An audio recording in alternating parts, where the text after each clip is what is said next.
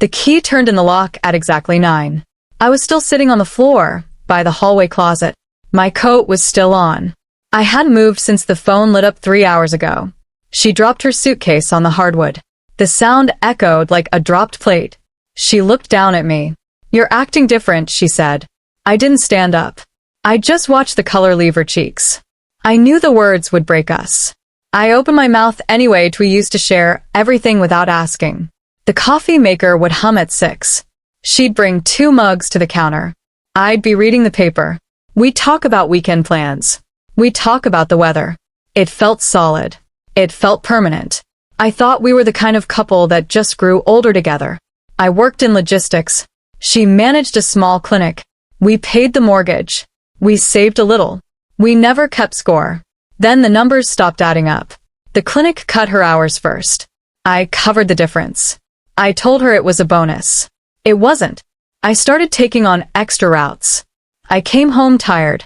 She noticed the silence. I called it stress. She believed me. We still ate dinner together. We still watched shows on the couch. But the space between us on the cushions grew wider. I started checking my phone under the table. I started leaving early. I started telling half-truths. The house felt colder. I thought I was protecting her. I thought I was holding the line. I didn't realize I was already letting go. The kitchen light stayed on too late. I'd wash the same cup twice. She'd ask if I was okay. I'd say yes. I'd keep lying. The mailbox filled with notices. I hid them in the garage. I told myself it was temporary. It wasn't. The rain hit the windshield every morning. I'd sit in the driveway for 10 minutes. Just breathing. Just waiting for the courage to go inside. She'd leave a note on the fridge. I'd pretend I read it. I didn't want to see the disappointment. I already knew it was coming. I just kept driving. I kept working. I kept pretending. The weight in my chest grew heavier. I thought silence was safer. I was wrong. The trip to her sister's was supposed to be a reset. She packed on a Tuesday. I helped her zip the bag. She kissed my cheek. She asked me to water the plants. I said I would. I watched her taillights fade down the street. The house went quiet. Too quiet. I sat at the kitchen table. The envelope was still there. I opened it. The final notice. I stared at the numbers. I couldn't pay it. Not without telling her. I called the office. Asked for an advance. They said no. I hung up. I stared at the wall. The phone buzzed. It was her. I let it ring. I didn't want to lie again. It buzzed a second time. I answered. "You okay?" she asked. My voice cracked.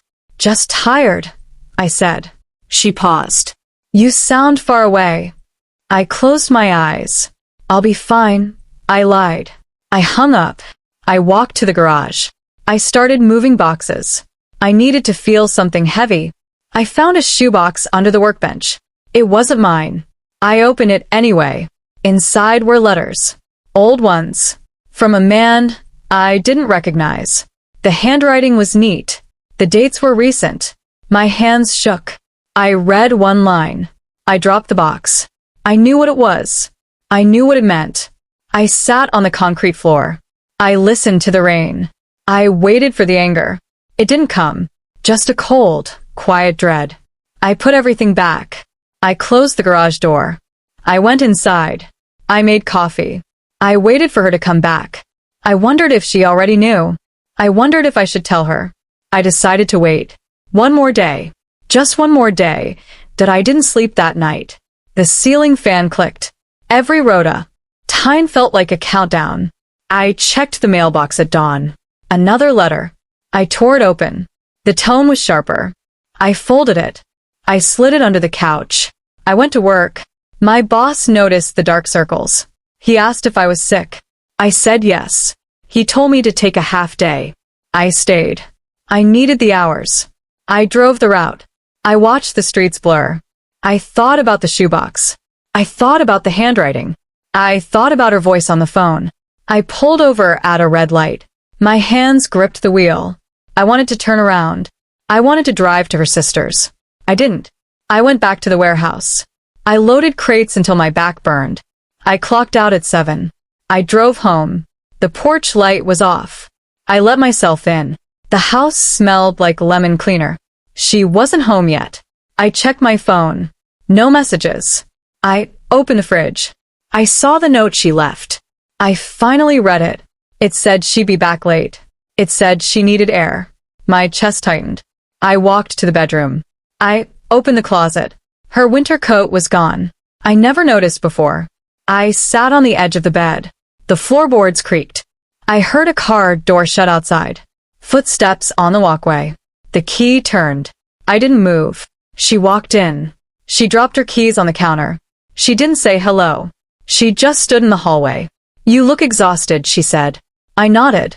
"Long day," I said. She stepped closer. "You've been avoiding me." I looked down. "I haven't." She reached out. She touched my arm.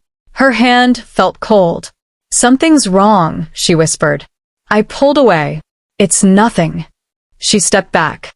The silence stretched. I knew she saw it. I knew she felt it.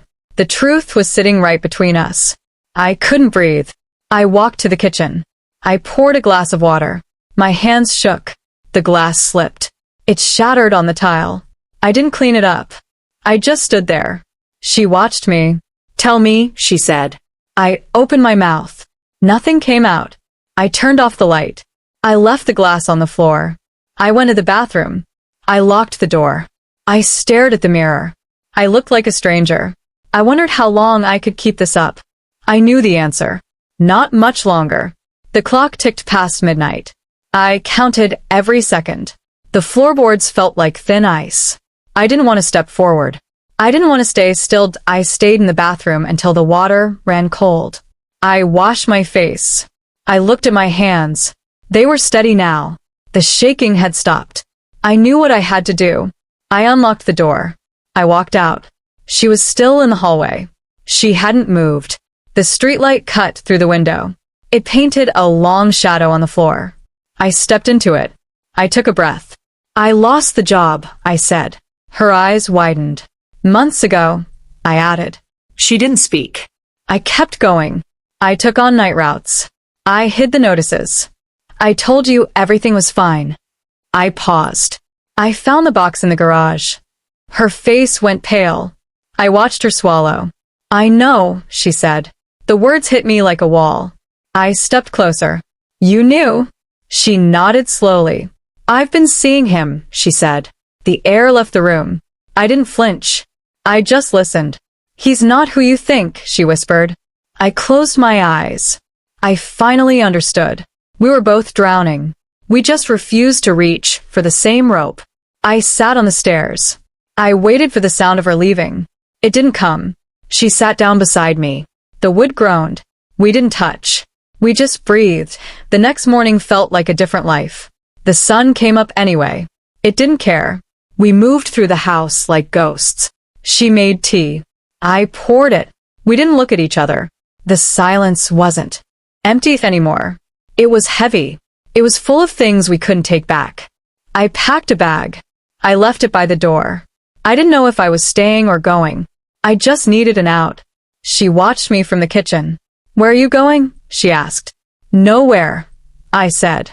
She set the cup down. "We can't keep doing this." I nodded. "I know." I walked to the window. The street was quiet. A neighbor's dog barked. I remembered how we used to laugh at it. I remembered how easy it felt. I turned around. "What do we do now?" I asked. She looked at the floor. "I don't know," she said. Her voice broke. I felt it in my chest. I wanted to fix it. I didn't know how. The phone rang. It was the bank. I let it ring. It rang again. I finally answered. I listened. I hung up. I looked at her. "They're taking the house," I said. She closed her eyes. A single tear fell. She wiped it fast. "I'll pack," she said. I nodded. "I'll help." We moved in opposite directions. The hallway felt too narrow. Every step echoed. I wondered if we'd ever find our way back. I wondered if we even wanted to. I opened a drawer. I found a photo from our wedding. I put it on the counter. I didn't know why. It just felt like a goodbye.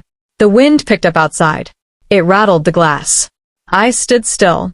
I waited for the next sound. It didn't come. The lawyer's office smelled like old paper.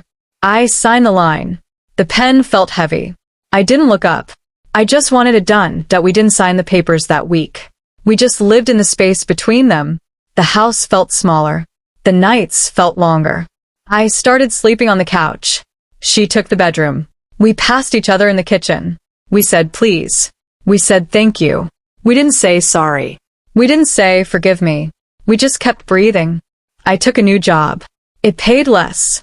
It was honest. I came home at 5. I left my coat on the hook. I sat at the table. She brought me a plate. I ate. We watched the rain. We didn't talk about the box. We didn't talk about the man. We just let it sit. I learned something in the quiet. You don't fix a broken thing by hiding the cracks. You just learn to live with the draft. I stopped running. I stopped lying. I stayed. That was enough for now. I still keep that photo on the counter. Not because I miss what we were, but because I finally know what we broke.